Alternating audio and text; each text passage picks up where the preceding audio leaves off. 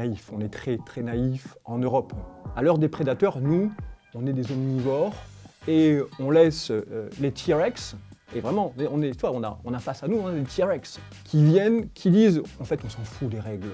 Mais nous, on joue dans les règles du jeu.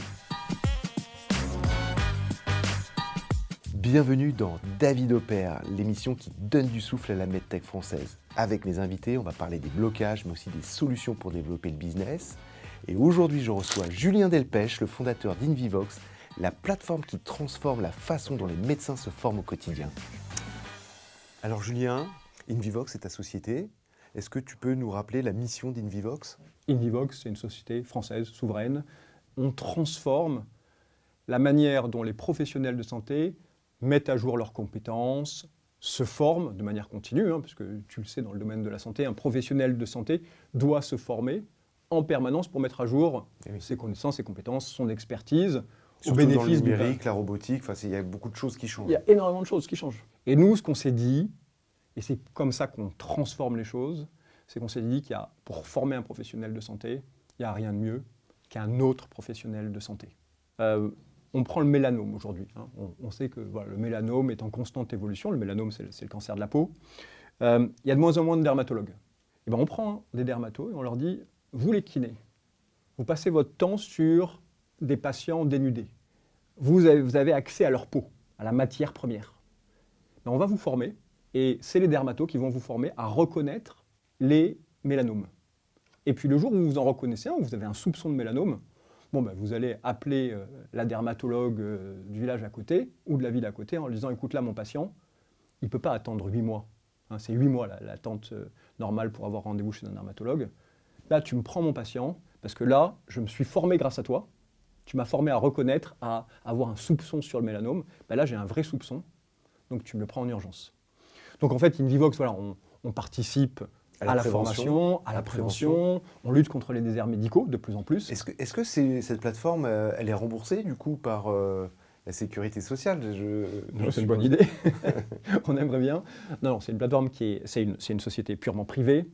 Les formations privées et puis avoir un remboursement ? Tu pourrais, oui, on pourrait. Nous, on répond aux besoins de tous ces industriels de la santé. C'est-à-dire, on leur donne accès aux professionnels de santé, parce qu'on a une base de données de 400 000 professionnels de santé. On leur permet d'engager ces professionnels de santé avec des contenus qui sont interactifs, qui sont courts, et on leur permet aussi de fidéliser, puisqu'on partage avec eux les résultats, les opt-in et tout ça. Ça veut dire que certaines PME qui ont du mal à contacter certains médecins ou chirurgiens, ils te confient leur contenu. Toi, tu pousses ce contenu auprès de leur population cible. Exactement. En termes de clients. Et ça permet de favoriser des liens business. Exactement. Un bon exemple, c'est la plupart des labos pharmaceutiques ont coupé dans leur flotte de visiteurs médicaux. Il y a 15 ans de ça, il y avait 12 000 visiteurs médicaux. Aujourd'hui, il y en a 3 fois moins.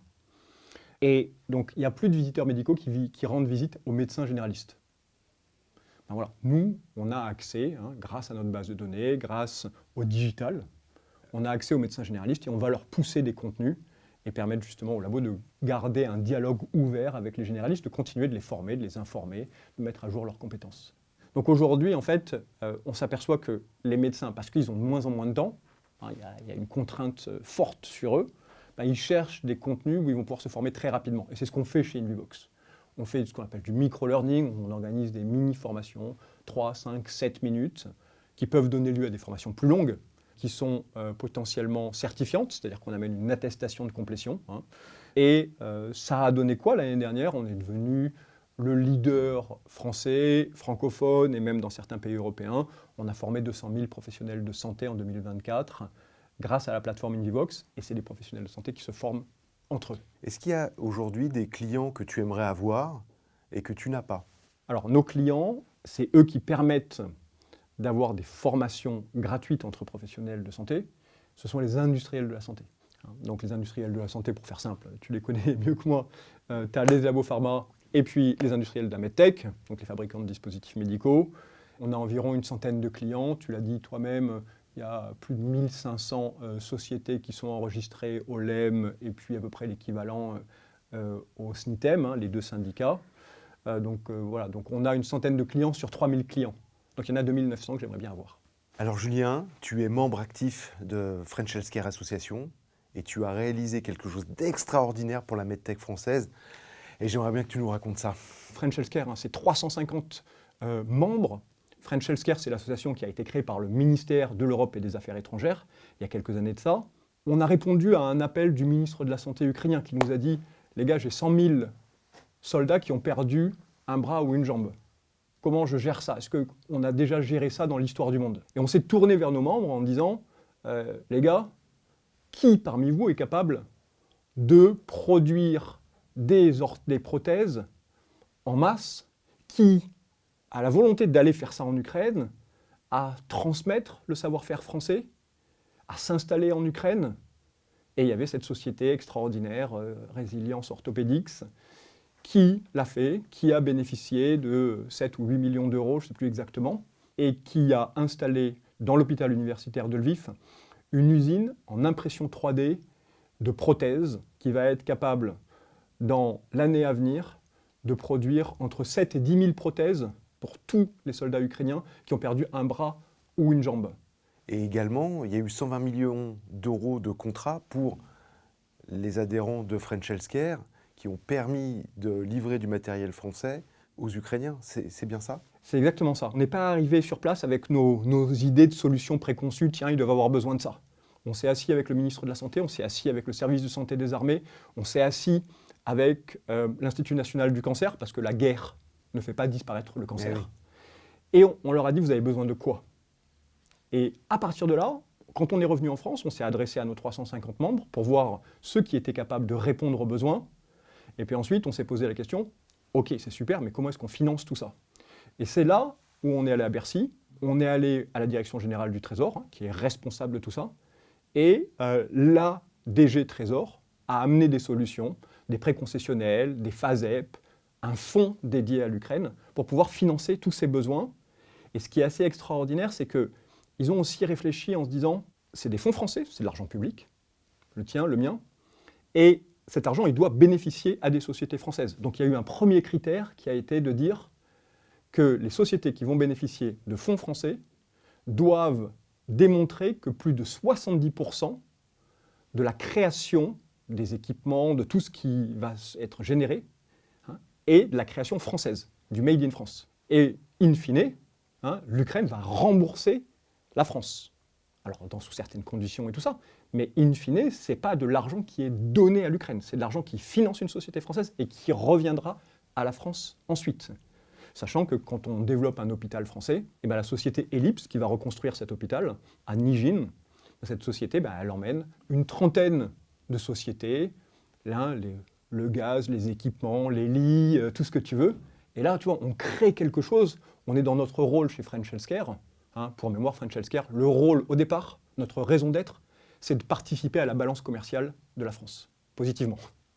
Comment c'est possible qu'on aille si vite pour déclencher des fonds qui vont aboutir à 120 millions d'euros, et c'est super pour la medtech française? Et pourquoi c'est si compliqué en France de faire vivre la medtech française? Je dis ça parce qu'aujourd'hui, les hôpitaux publics, privés, achètent pour 35 milliards d'équipements médicaux et à peine 10% reviennent à la medtech française.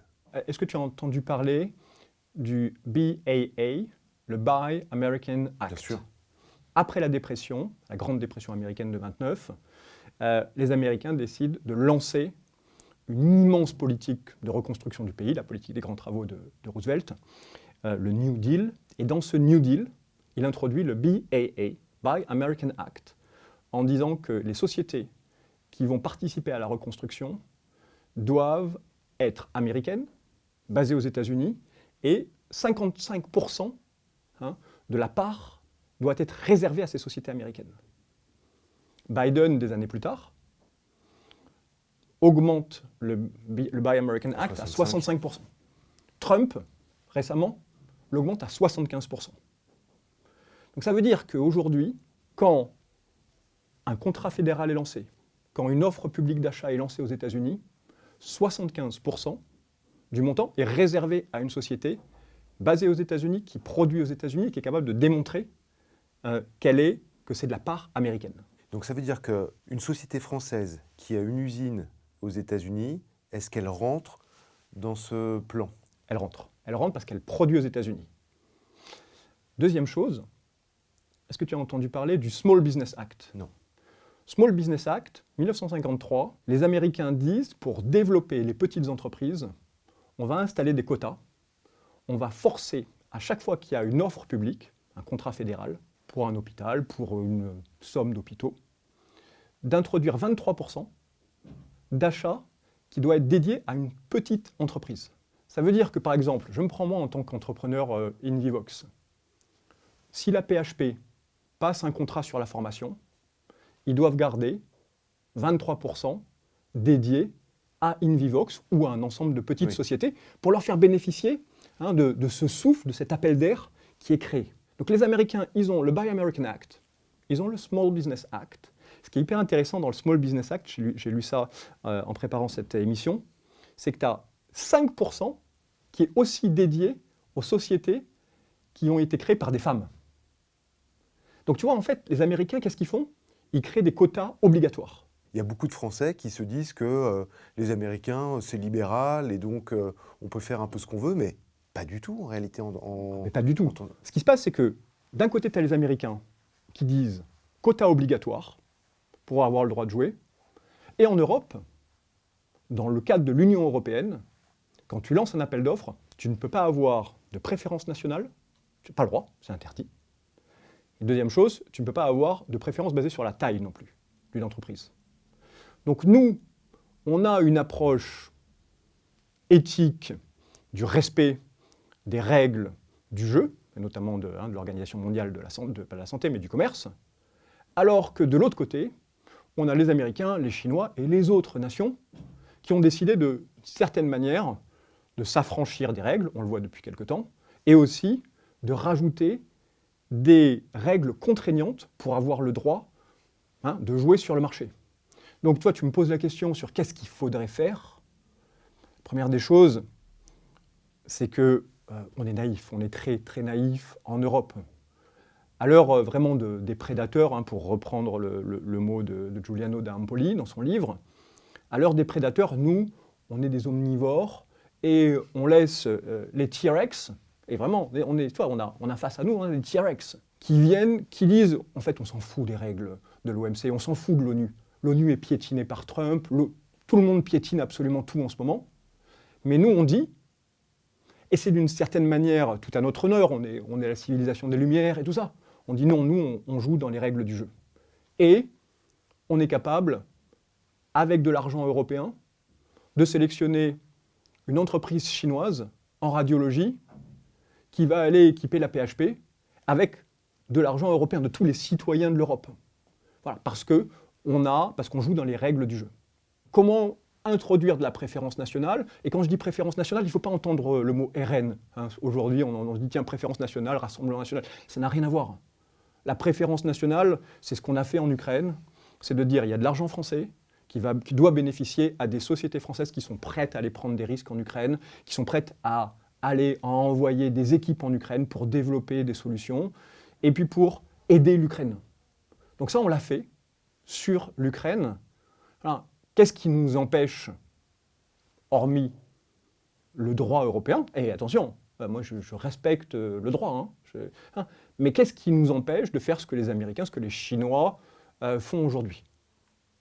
À l'heure où les PME françaises sont en train de mourir, ça crée une certaine forme de décalage où on se dit que c'est encore toujours les mêmes qui bénéficient d'un soutien. C'est surtout ça, en fait, le sujet, parce que... Je pense même qu'on a fait une énorme connerie en introduisant en Europe le MDR.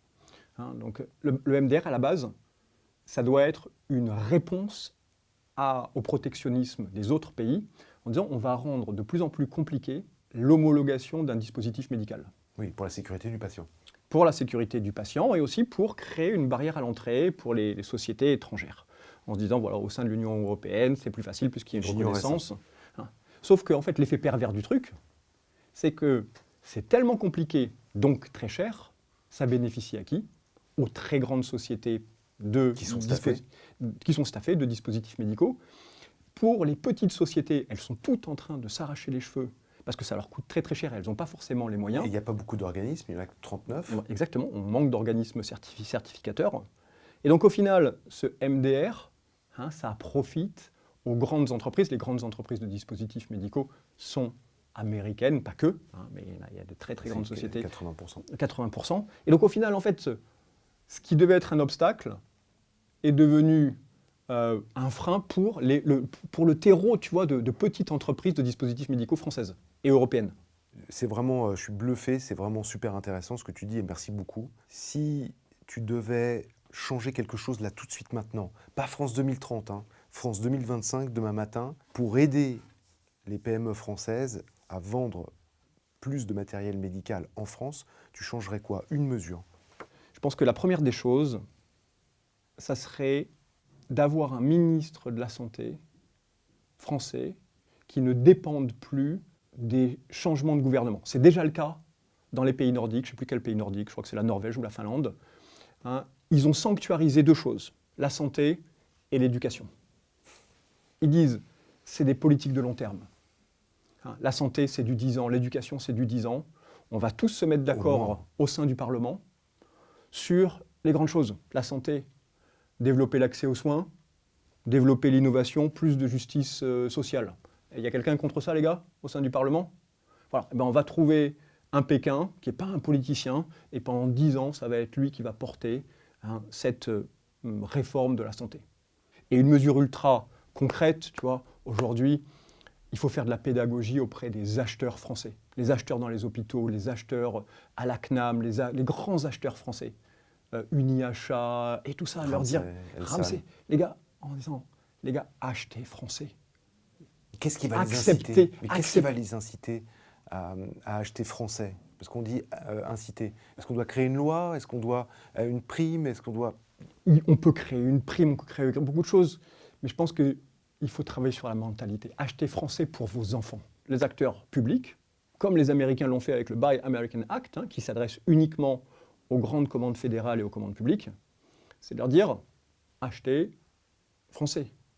Voilà, toi tu dis qu'aujourd'hui c'est 10%, il faut y aller progressivement. Il faut se dire que d'ici 2030, il faudrait qu'on soit à 50% quand c'est possible. Mais demain, tu dirais demain tu doubles, demain tu passes de 10 à 20%. Ok, t'es vraiment une star. Ouais, minimum. Merci. Et bien voilà, ce que je retiens de notre échange, c'est qu'il faudrait un quota minimum de 20% d'achats publics réservé à la medtech française. Ce serait le seul moyen de préserver nos emplois et nos innovations.